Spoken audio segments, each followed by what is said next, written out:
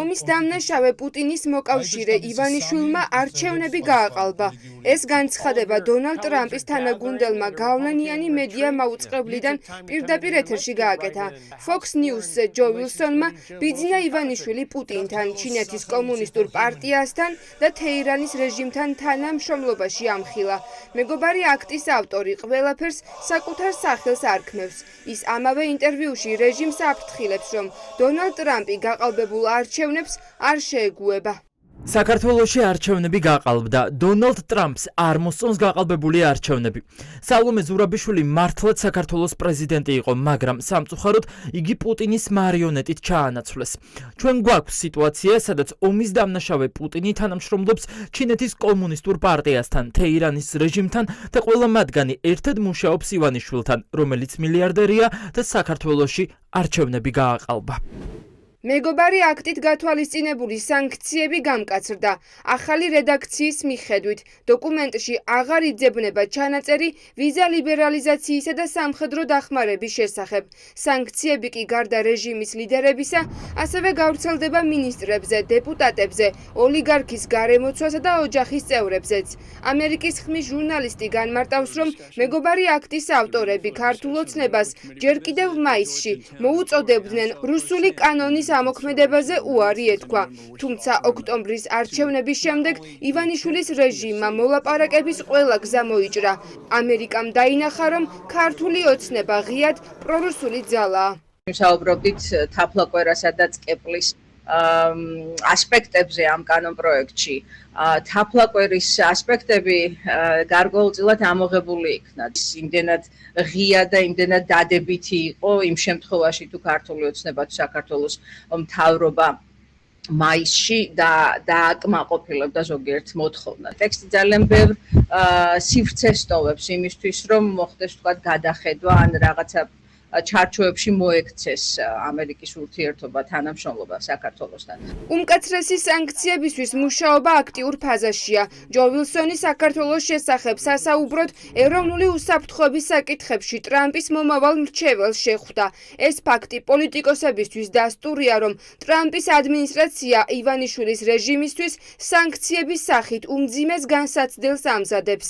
პროდასავლური კოალიციების ლიდერები ფიქრობენ, რომ ფინანსური სანქციები ივანიშვილს საყრდენს გამოაცლის და რეჟიმი ჩამოიშლება. ოლიგარქს ახლა ერთადერთი გამოსავალი აქვს, ჩანიშნოს ხელახალი არჩევნები.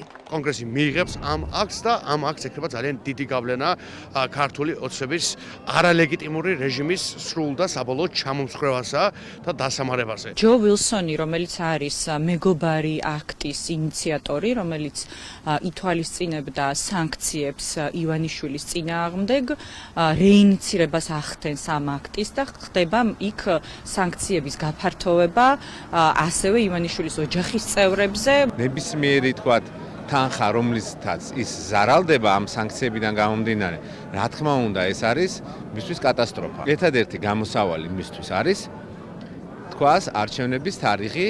ადამიანის უფლებების შელახვა, მოქალაქეების წამება და მათ მიმართ ამოქმედებული რეპრესიები ივანიშვილს ძვირად დაუჯდება, ამბობენ არასამთავრობო ორგანიზაციებში. მესამე სექტორის წარმომადგენლები ფიქრობენ, რომ უწყვეტმა პროტესტმა შედეგი უკვე გამოიღო. ამერიკა ქართველი ხალხის გვერდით დგას, რომ პუტინის მოკავშირე ივანიშვილმა ვერ შეძლოს ქვეყნის რუსეთიზაცია. ძალიან ცუდ ვითარებაში ჩააყენებს ეს ყველაფერი პირველ რიგში ბიძინა ივანიშვილის გარემოცვას და მე მგონია რომ მათთვის მნიშვნელოვანია რომ ეს ყველაფერი წაიკითხონ კარგად და გაიაზრონ მიყვებიან თუ არა უპსკრულში ქართული ოცნების რამდენიმე ლიდერს. უახლოეს მომავალში ეს და სხვა ჩვენი პარტნიორების მხრიდან დაგეგმილი სანქციების ღონისძიებები აუცილებლად შეზღუდავს და აუცილებლად აიძულებს ეგრეთ წოდებულ რუსულ კოშმარს, რომ რაც შეიძლება მალე დანიშნოს ახალი არჩევნები. კიდევ უფრო მეტი სანქცია არის მოსალოდნელი სამწუხაროდ იმ ქართველი მოქალაქეების მიმართ, ვინც მონაწილეობდნენ ჩვენ მიმართ ძალადობაში, ვინც გვარბევდნენ, ვინც ადამიანის უფლებებსაც არღვევდნენ, კორუფციას უწყობდნენ ხელს. რეჟიმისთვის დამანგრეველ სანქციებს ტრამპის ინაუგურაციის შემდეგ ელოდებიან.